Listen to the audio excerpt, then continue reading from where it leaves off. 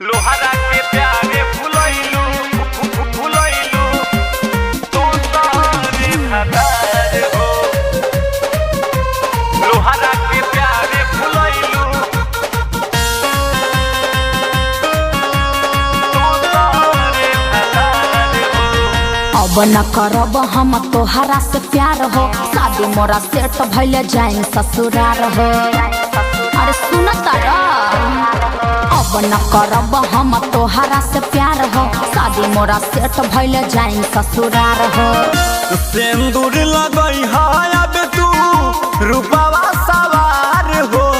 का करी? सिंदूर लगई है अब तू रूपवा सवार हो।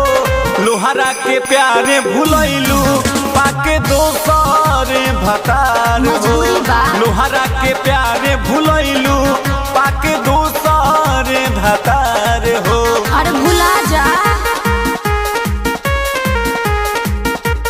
लोहरा के प्यारे भुलैलू भुलैलू दोसर भतार हो। झूठो खानी पड़ल बड़ा राजा हमरा पीछा। काहे खातिर लेलू हमारा प्यार के परीक्षा। बात कहने को समझो। का समझी? झूठो खानी पड़ल बड़ा राजा हमरा पीछा। मेहरी बनैती तोहके इहे रहे इच्छा। कटलू कनेक्शन दिल के कइलू अन्हार हो। लोहरा के प्यारे भुलैलू पाके दोसर भतार हो। लोहरा के प्यारे भुलैलू पाके दोसर भतार हो। देखा तुम बियाह कर लो।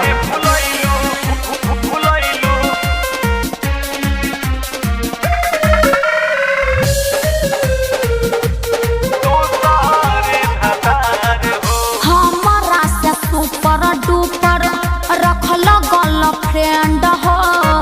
सेट होते शादी भइलू बड़ा तू ट्रेंड हो। अरे बात तो समझा। का समझी? हमारा से सुपर डुपर रखल गर्लफ्रेंड हो। प्यार नाही बार बार होला लगाव जानी मैंड हो। का करी? होते जाए माल उठी और थी हमार हो। मन तो सवा के प्यारे भुलैलू पाके दोसर भतार हो। कातिल के प्यारे भुलैलू पाके दोसर भतार हो।